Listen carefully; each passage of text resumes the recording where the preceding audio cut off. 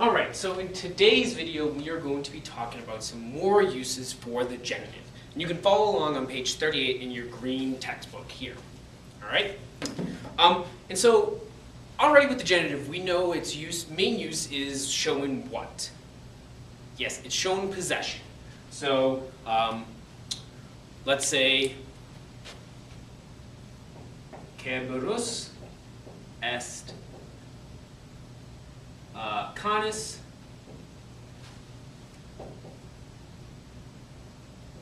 Quinti. Alright, so Cerberus is the dog of Quintus, or Cerberus is Quintus's dog.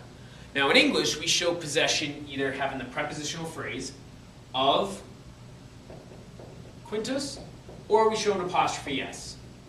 Quintus, apostrophe, or you can apostrophe s, or you can just show Quintus with just the apostrophe because it ends in an s. But that's some English grammar. Don't worry, you don't have to get too much into it. Just know these are the ways of showing possession. Alright? And so that's what our main use of the genitive is, showing who owns something. But they've already been slipping in some different ways of using the genitive that is not just showing possession. We got some examples in stage 20 when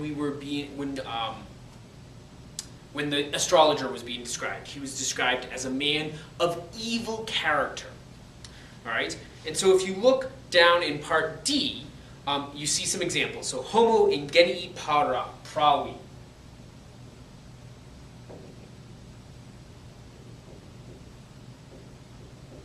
So he is a man of little, the Roman idea of evil. You don't have any character, so you're evil. Character. Alright? So it literally is showing how the man, what type of character is being possessed by the man, or what type of character is possessing the man. That's literally what it's showing. In Latin, we call this the genitive of description. Alright? It is genitive words describing a noun. Now they typically come in pairs. Alright? So here we have another example. We have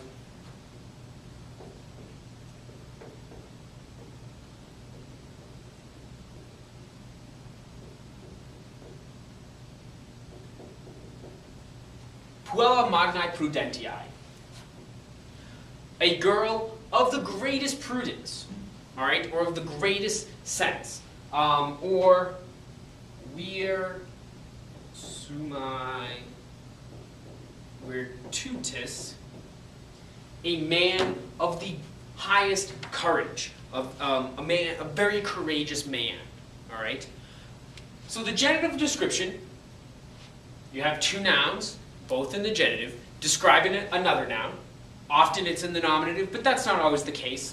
So it's not a pattern, it's just a lot of times in our book it'll show up like this.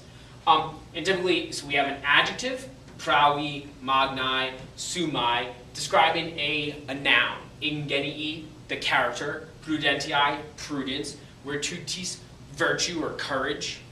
Right? And so that's the genitive description. It's used when a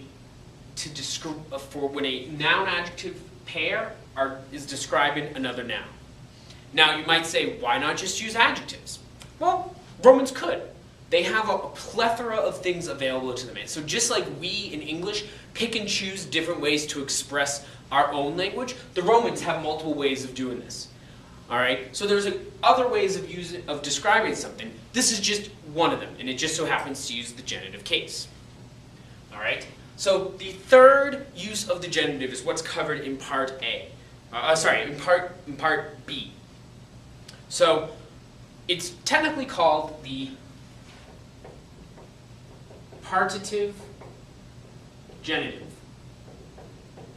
All right, and it tells us from what group is some part taken. Now, our book shows us with adjectives, with superlative adjectives.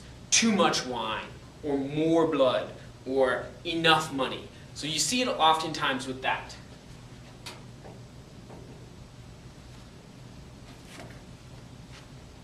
Satis cuniae nimium vinum plus sanguinis.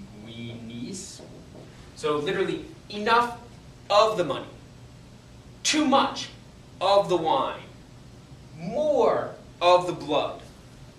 All right? Those are the literal translations of these. And so what they're telling us is, what is enough? It's enough of the money. What is too much? It's too much of the wine.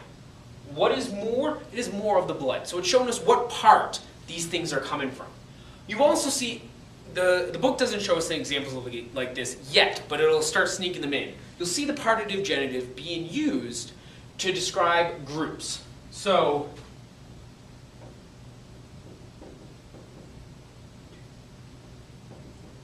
multitudino, remember that's nominative. Servorum, a crowd of slaves, or a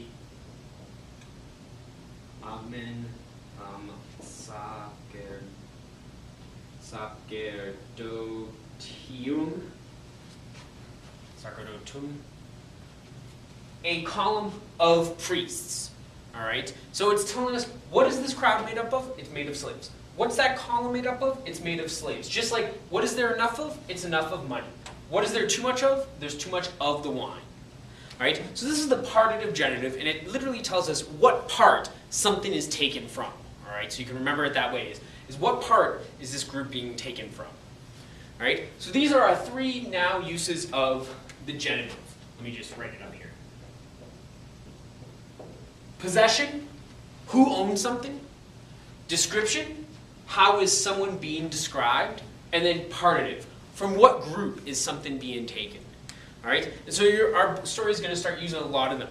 On page 38, we have a bunch more examples of partitive genitives and genitives of description.